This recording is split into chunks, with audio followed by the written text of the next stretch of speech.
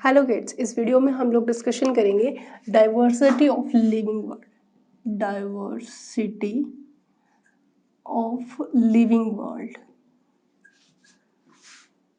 देखो, the living world chapter में हमने लिविंग्स को आइडेंटिफाई कर लिया।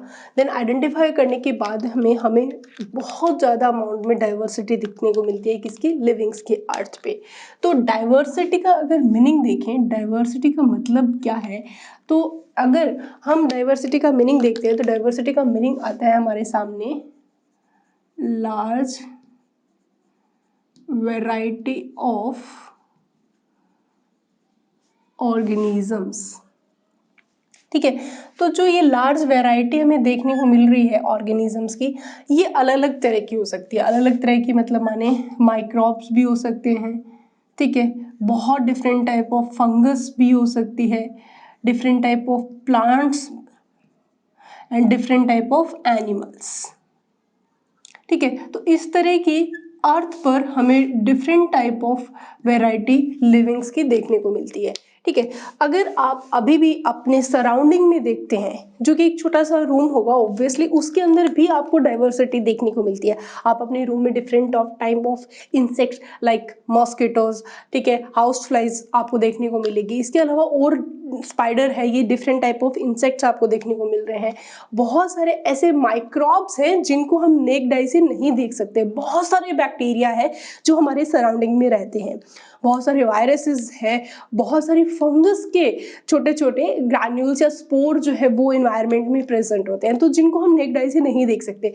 तो जो डाइवर्सिटी है वो हम बोल सकते हैं एरिया स्पेसिफिक भी होती है, क्योंकि जैसे जैसे एरिया बढ़ता है, हम इसको यूं समझे कि जैसे जैसे एरिया बढ़ेगा तो जो ऑर्गेनिज्म है इनके अंदर डाइवर्सिटी भी पड़ती है। ठीक है, तो हम बोल सकते हैं जो डाइवर्सिटी होती है वो क्या होती है, एरिया स्पेसिफिक होती है। दूसरी बात, जो डेजर्ट के अंदर हमें different type of flora and fauna, flora मतलब वहाँ पे different type of plants and different type of animal जो कि फोना के नाम से जाना जाते हैं, वो सब एरिया स्पेसिफिक होते हैं। डेजर्ट में देखोगे तो डेजर्ट के प्लांट और एनिमल्स देखने को मिलेंगे।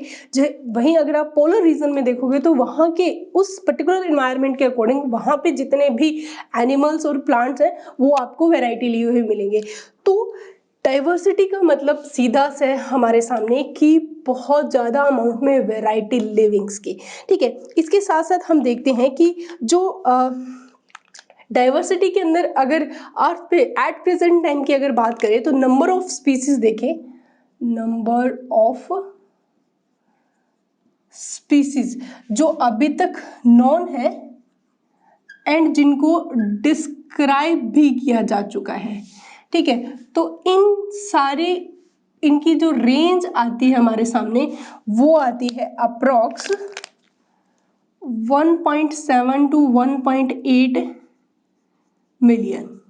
ठीक है, ये एक बहुत इंपॉर्टेंट क्वेश्चन है नीट का कि अगर आपसे पूछा जाए कि जो लिविंग है अर्थ पे अभी तक जिनको हम जानते हैं या जिनको हम डिस्क्राइब कर चुके हैं, तो उन लिविंग्स की जो रेंज है अभी तक कितनी आ रही है, 1.7 to 1.8 मिलियन जो ऑर्गेनिजम्स या लिविंग है वो अर्थ पे क्या हो चुके हैं, आइडेंटिफाई हो चुके हैं।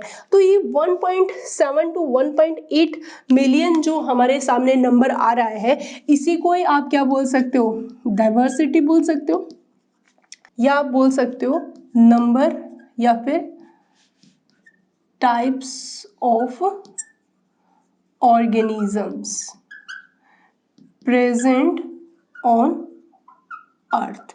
ठीक है, तो अभी तक अगर ऑर्गेनिज्म की डाइवर्सिटी या नंबर या डिफरेंट टाइप ऑफ ऑर्गेनिज्म की बात करें तो हमारे पास टोटल अभी तक हम जितने एनिमल्स लिविंग्स को पहचान चुके हैं वो कितने हैं, 1.7 to 1.8 मिलियन है। ठीक है, तो ओवरऑल हमें इन सब का यानी कि ये जो इतने हमारे पास लिविंग्स आए हैं इनका हमें क्या करना है, पहली बात तो आइडेंटिफिकेशन करना है। देखो, आइडेंटिफिकेशन करने की ह्यूमन की बहुत पुरानी आदत है और बहुत एनिसेंट पीरियड से वो करता भी आ रहा है, क्योंकि आइडेंटिफाई करने के बाद में उसका सबसे इम्पॉर्टेंट चीज़ है कि वो पर्टिकुलर ऑर्गेनिज्म जो उसने पहचाना है वो उसके किस काम आएगा। That is a very important, जो कि आइडेंटिफिकेशन करना, जो ह्यूमन है वो अर्थ पे डिफरेंट टाइप ऑफ एनिमल्स को आइडेंटिफिकेशन क्यों करना चाहता है, ये सारी चीज़ें हम क्यों पढ़ रहे हैं, तो रीज़न ये है ताकि हमें पता चल सके कि अर्थ पर टोटल कितने तरह के एनिमल्स हैं और वो एनिमल्स ह्यूमन के लिए किस तरीके से यूज आ सकते हैं। क्योंकि सबसे इंटेलिजेंट एनिमल की बात करें तो जो सेल्फ अवेयरनेस लेके बैठा है या सेल्फ कॉन्शियसनेस लेके बैठा है तो वो कौन है, ह्यूमन। तो ह्यूमन को आइडेंटिफिकेशन करना बहुत ज़रूरी है ताकि वो अपने अकॉर्डिंग उसका क्या कर सके, यूज़ कर सके। नेक्स्ट, आइडेंटिफिकेशन करने के बाद में हमें उनका क्या करना है, नोमेनक्लेचर, ठीक है। और नोमेनक्लेचर करने के बाद में हमें इनका क्या करना है, क्लासिफिकेशन, ठीक है। तो इन सारी चीज़ों को करने के लिए हमारे पास बायो की एक ब्रांच आएगी जिसको हम क्या बोलेंगे, टेक्सोनॉमी, ठीक है। Then modern taxonomy, then systematics. तो ये सारी टर्म्स क्या है ये भी हम डिटेल में क्लियर करेंगे, लेकिन पहले हम सिर्फ और सिर्फ बात करें diversity of living world on earth.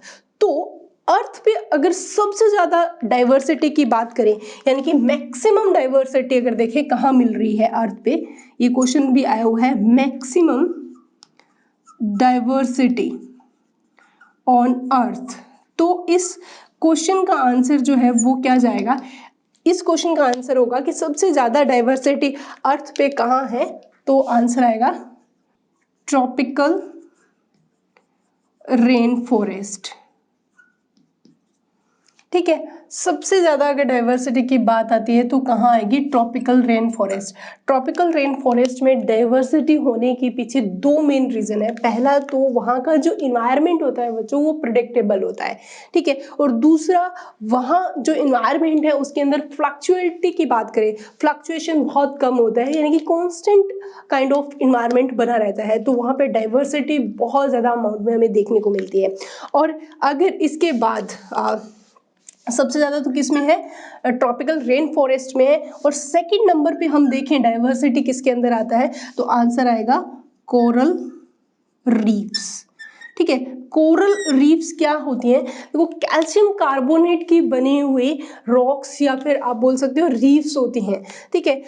जो कि कॉरल्स यानी कि एक तरह के एनिमल्स होते हैं, उनकी डिपोजिशन से या उनके थ्रू ये जो बनती हैं रीफ्स, ये कहाँ मिलती हैं, बॉटम में मिलती है, सी बॉटम के अंदर, यानी कि समुद्र की गहराइयों में बड़ी बड़ी चट्टानें आप बोल सकते हो देखने को मिलती है, जो किसकी बनी होती है, कैल्शियम कार्बोनेट की, जिसके अंदर डिफरेंट टाइप ऑफ एनिमल्स अपनी कॉलोनी बना के रखते हैं, यानी कि सीधी सी बात अपना घर बना के रहते हैं, क्योंकि उनको पर्टिकुलर रहने के लिए जगह मिल रही है।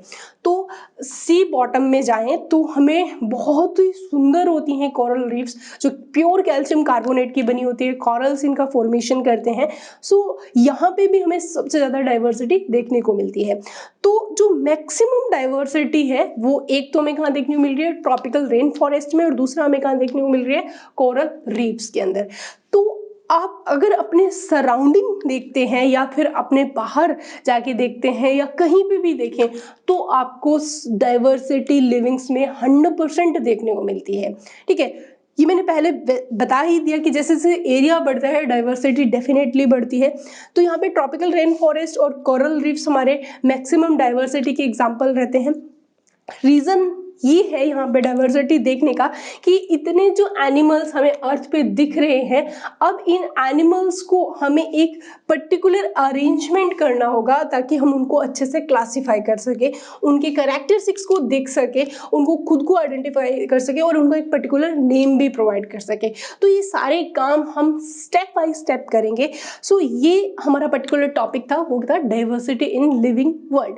नेक्स्ट क्लास में देखेंगे आगे का जो टॉपिक रहेगा हमारा, वो रहेगा taxonomy, modern taxonomy and systematics. उसके अंदर देखेंगे कि ये जो हमें डाइवर्स नंबर मिल रहा है डाइवर्सिटी का, इनके बारे में हम किस तरीके से इनको क्लासिफाई करते हैं, कैसे इनको अरेंज करते हैं। तो ये सारे के सारे कंसेप्ट हमारे नेक्स्ट क्लास के अंदर डिस्कशन करेंगे। सो नेक्स्ट टाइम मिलते हैं एक नए टॉपिक के साथ। Thank you so much.